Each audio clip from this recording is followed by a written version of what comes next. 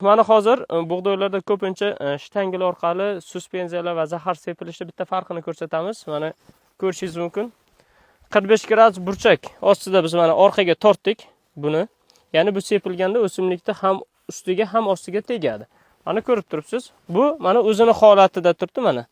Bu naborot, ichiga qarab sepadi, to'g'ri ustidan sepadi. Bu varikda faqat ustki qismidan tegadi. Bu tomoni shunday. Hozir texnikamizni bitta o'taltirib sepamiz, farqini ko'ramiz. Ozgina bir 2 metr yurib sepib bering, ana undan keyingi o'ng tomonimiz 45 gradus burchak orqaga qayrilgan, chap tomonimiz esa 90 gradus burchak bo'yicha to'g'ri ustiga sepiladi. Ana farqini ko'ramiz. O'shanda o'simlikka sepilishda ham farq ko'riladi.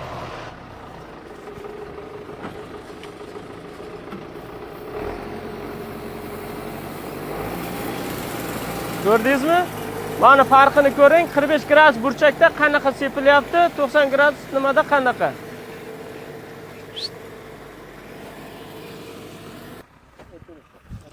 Ana endi hozir borib bu tomonni ham 45 gradus burchak orqaga tortsak, ana shunda bug'doyda ham ost ham ustki tomoniga ham biostimulyatorlarimiz, ham zaharimiz juda yaxshi tegadi.